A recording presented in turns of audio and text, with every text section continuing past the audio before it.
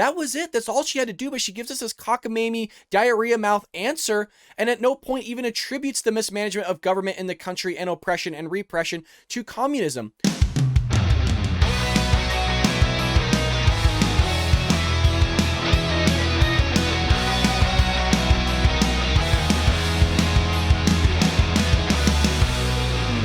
Welcome to the Bald Brad Show. Before we get into our episode today, please take a moment right now to hit that like and subscribe button. It really does help support the channel and also allows us to grow here at the Bald Brad Show, so your help would be greatly appreciated. With that being said, our story of the day is about Jen Psaki's refusal to commit to the word communism in regards to it being the root cause of Cuba's downfall and oppression. Now, this is an exchange between Peter Doocy and Jen Psaki during a presser, and I want to go ahead and show you the clip before I talk about it. Let's roll it. Don't we know that the reason people want to leave Cuba is because they don't like communism? And so as you're trying to figure out like what the processes are for these people who want to leave Cuba, I'm not sure what your question is. you guys have Why spent are a people lot of leaving time. Cuba, or what is the process for them getting here? I can explain either of them, but you tell me. Sure, yeah. Do you think that people are leaving Cuba because they don't like communism? I think we've been pretty clear that we think people are leaving Cuba, or not leaving Cuba, or protesting in the streets all as well, because they are opposed to the oppression, to the mismanagement of the government in the country. And we certainly support their right to protest. We support their efforts to speak out against their treatment in Cuba.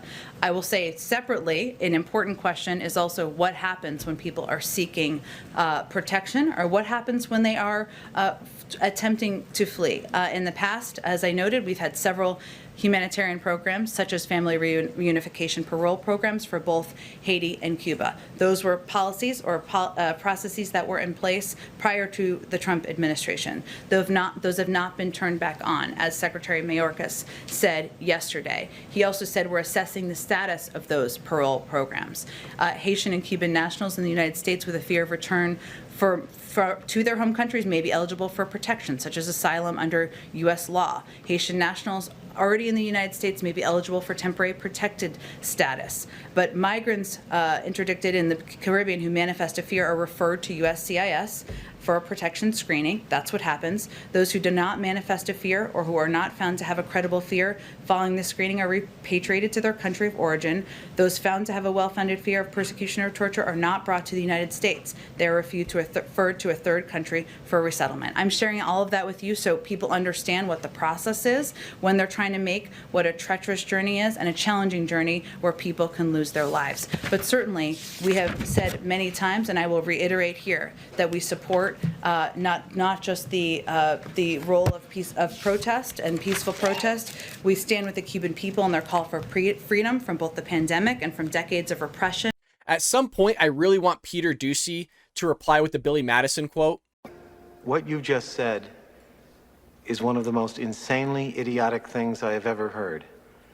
At no point in your rambling, incoherent response were you even close to anything that could be considered a rational thought.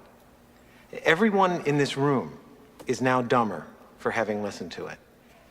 I award you no points, and may God have mercy on your soul.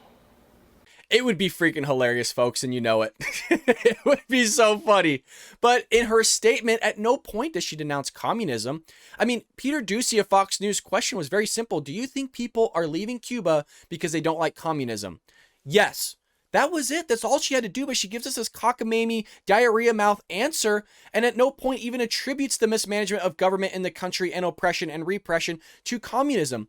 And people go, oh, well, why is that important? You know, isn't it in the context of the question? Yes, but if you're going to talk about mismanagement of government, heck, every government out there, including ours, has mismanagement. And if somebody has no idea, has no inkling that the Cuban government is communist, then they're not going to attribute the flaws of communism to mismanagement of the government as well as oppression and repression.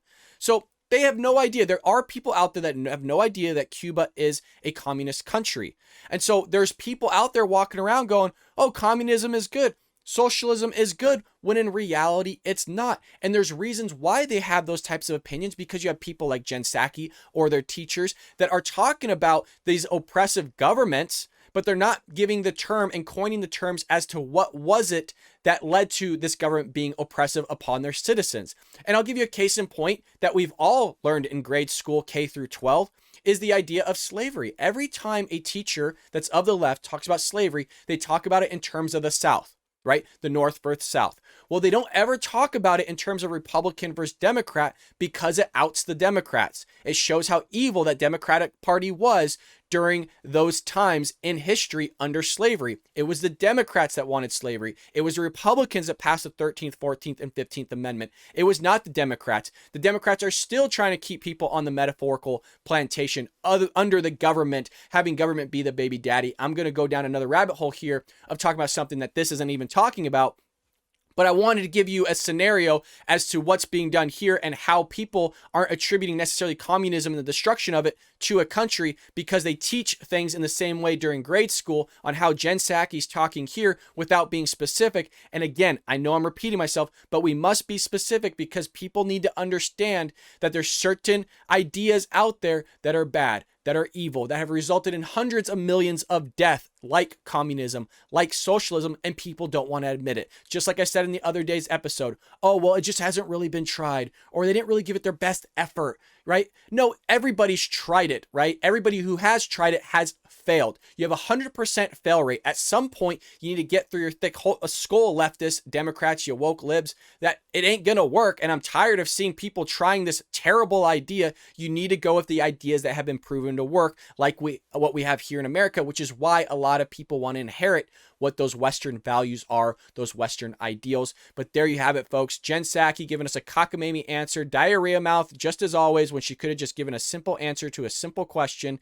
And, you know, I will keep you up to date on what's going on with this lady. She's given us a lot of freaking footage here of her just acting like a silly knucklehead. Guys, and I'm sure we always rip her. Her job is hard, okay? I want to be clear on that. I acknowledge her job is hard, but sometimes she makes it hard on herself. You want to know whose job was hard? Anybody that's a press secretary for Donald Trump. Their job was freaking hard. Okay, you had Trump going out on social media saying some stuff willy-nilly that was either good or was really bad. You're like, dude, shut up. And they had to sit there and cover for it some way, shape, or form, twist it, manipulate it. Jen Psaki's boss is sleeping, eating ice cream all the time. Okay? So I don't know where's the problem? I mean, hell, all you have to say is, actually, I don't know. I haven't talked to Joe about that, or I haven't talked to Biden about that. He hasn't mentioned anything from it, but I'll try to get back to you. And he teed you up. Peter Doocy teed you up for a softball freaking pitch here to just knock it out of the park and say, yes, communism is bad. It has led to the destruction of this country. We want to help rebuild this country. And if they want our help, we're more than happy to give it to them. Communism is bad. I can't emphasize that enough. That's all she needed to say. I'm going to keep repeating myself and talking in circles here. But folks, thank you so much for always supporting this show. Hit that like and subscribe button, and I'll see you a little bit later here on The Bald Brad Show.